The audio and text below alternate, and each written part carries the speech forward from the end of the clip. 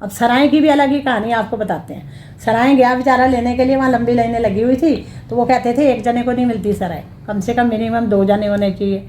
अब वो मेरे को कहता रहा, वो आपको बोला था मैंने मेरे साथ चलो, आप चलते तो मेरे को आराम से सराय मिल जाती, अब मैं क्या करूँ। तो एक जने को देते नहीं, कहते अगर लड़का लड़की हो तो भी हस्बैंड वाइफ होने चाहिए, उसके लिए भी वो आधार कार्ड चेक करते हैं, दोनों का वो आगे जो होता है ना सरने मिलना चाहिए ऐसे देंगे ही नहीं किसी को। या फिर उनके साथ कोई बुजुर्ग हो, उस तब वो कमरा दे देते हैं। जैसे कोई लड़का है उसके साथ कोई बुजुर्ग है तो तब वो कमरा दे देते हैं अगर हो तो अवेलेबल।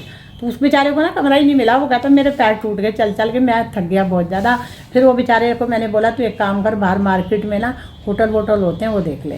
फिर उसने देखा होटल, उसे मिल गया था। फिर ज़्यादा महंगा नहीं मिला, मेरे ख्याल से 1000 रुपये का था ना, उसने पता नहीं 500 रुपये में करा लिया था, क्योंकि उसने एक दिन के लिए कराना था। तो पर रुका वो 2 दिन है, तो 2 दिन के उसके 1000 रुपये उधर लग गए। 500 रुपये उसको उधर लगे थे, जो बठिंडा में उसने लिया था वहाँ 500 रुपये में लिया था उसने। 700 का था वो, उसको कम करा के 500, और यहाँ पे 1000 का था, इसने पता नहीं 500 कराए कि 700 कराए, कुछ ऐसी बता दो रहा था मुझे, पता नहीं, है ना। तो उसके बाद बस यार 2 दिन वहाँ रुका, फिर वापसी आ गया, घर पहुँच गया वो अपने सुरक्षित।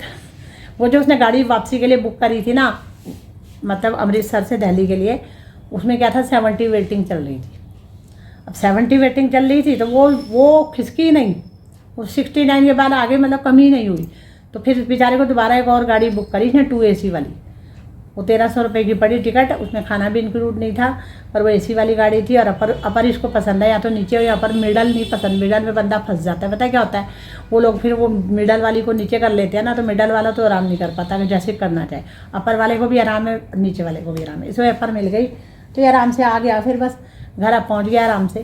तो बस हाँ, फिर क्या हुआ, हाँ वो जो पैसे हमारा काम नहीं बना था ना, वो हमने यहाँ पे करने की कोशिश की थी, और एक समाचार दे दिया था पंजाब में, मतलब जो भी अमृतसर गुरुद्वारे था, मैं बता दिया था तेरा काम नहीं हुआ जो हमने करना था, ठीक है। तो उसके बाद इसने क्या करा, कुछ पैसे वहाँ चढ़ाए अमृतसर में के गोल्डन टेम्पल में चढ़ा दिए, जो मैंने दिए थे वो भी चढ़ाए। उसके बाद उसने गूगल पे सर्च करा कि अमृतसर के गुरुद्वारे के 1 किलोमीटर के अंदर बहुत सारे 3-4 और गुरुद्वारे हैं, तो ये वहाँ देखने गया उन गुरुद्वारों को, वहाँ पे भी मत्था टेका। फिर इसने क्या करा, वो जो अमाउंट था उसको 3 भागों में बांट के उन 3 गुरुद्वारों में इसने चढ़ा दिया। मतलब कि जो मम्मी के पैसे थे, जो मम्मी ने चढ़ाने थे, वो अलग अलग गुरुद्वारों में चढ़े हैं। एक मंडाली के गुरुद्वारे में भी चढ़े, और उसके बाद अमृतसर भी चढ़े। 3 गुरुद्वारे अमृतसर के आसपास थे, एक बाबा दीपचंद का, एक कोई था वो वाला शहीदी गुरुद्वारा था, एक वहाँ, एक और गुरुद्वारा था। 3 गुरुद्वारे में करके मम्मी के सारे पैसे चढ़ गए। बस उसके लिए उतने ही बचे जितना वो वापस आ जाए, किराए से वापस आ जाए, ठीक है। तो इस तरह से वो सुरक्षित घर पहुंच गया। चलो अच्छी बात है, सारे पैसे सही चढ़ गए। पर मम्मी हो गए हमसे नाराज़, वो कह रहे मेरे पैसे जहाँ मैंने बोले थे वहाँ क्यों नहीं चढ़ाए। हमने कहा एक तो ज़रूरी काम के लिए रखे थे इसलिए नहीं चढ़ाए, दूसरी बात ये थी कि वो इतना लालच दिखा रहे थे, उन्होंने तो पता भी लगा लिया कि भाई हमने वो रकम वहाँ नहीं चढ़ाई, बताओ हैं, ये भी पता लगा लिया। मम्मी को खबर भी दे दी कि वो दूसरे गुरुद्वारे में भी पैसे नहीं चढ़ाए, गए कहाँ, ये भी पता लगा लिया। बताओ कितना लालच है, गुरुद्वारे में ऐसे लालच नहीं होना चाहिए। और वैसे भी बता के कभी अमाउंट नहीं जमा करना चाहिए कि आप कितना अमाउंट जमा करा रहे हो।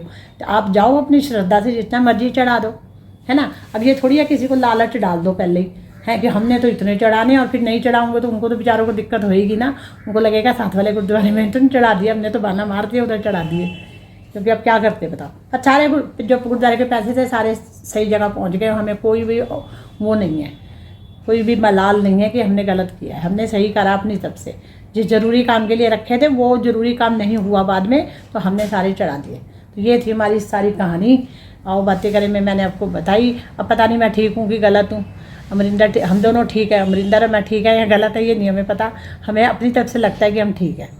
हमें ये सारे पैसे एक ही गुरुद्वारा। और बाद में पता है कि मैं घर आ गई ना, तो कल मुझे पता लगा एक और चीज़ का, वो कि यहाँ पे जो झंडे वाला है दिल्ली में, साइकिल मार्केट है, इसके पास एक गुरुद्वारा है जो बहुत ही खस्ता हालत में है।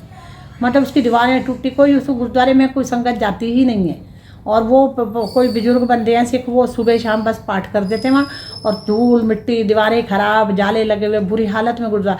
काश वो गुरुद्वारा मुझे पता होता पहले, वो मुझे तो दिल्ली आने के बाद पता लगा ना, तो वो पता होता तो मैंने तो सारी रकम उधर ही दे देनी थी, अपनी भी और मम्मी वाली भी उधर ही दे देनी थी मैंने, अगर हमारे को ज़रूरी काम के लिए ना रखनी थी। पता जो गुरुद्वारे में जो बहुत ज़रूरत होती है ना वहाँ देनी चाहिए। ये थोड़ी है कि जहाँ पहले बहुत अच्छा कंस्ट्रक्शन हो रखा है, अगलों को लालच डाल दिया, अगले पीछे लग गए। तो गलत बात है ना ये। वो गुरुद्वारे का मुझे पता होता ना, दिल्ली वाले इस गुरुद्वारे का, तो मैं तो सोच रही हूँ आगे से जो दसवंध दूंगी ना, मैं उसी गुरुद्वारे में देकर आया करूँगी, ताकि उस गुरुद्वारे की थोड़ी मतलब जो अच्छी अच्छी चीज़ें बन जाए उस गुरुद्वारे में। अब देखो बंगला साहब इतनी दुनिया जाती है, रकाबगंज जाती है, शीशगंज जाती है, और भी बहुत सारे बड़े बड़े गुरुद्वारे होंगे थे, वहाँ जाती है, वो इतने अच्छे बने हुए हैं, है ना। तो जो गुरुद्वारा जो है वो बेचारा बहुत माली हालत में है, वहाँ जाना चाहिए और वहाँ जाके अपनी डोनेशन देनी चाहिए, ताकि वो भी अच्छा बन जाए। मेरा तो यही मानना है। अब मैंने तो सोच लिया मैं आगे से वहीं दूँगी। तो चलो मैं वीडियो ख़त्म कर देती हूँ, बहुत बड़ी हो गई है। अब मिलते हैं कल आपसे, तब तक के लिए बाय बाय।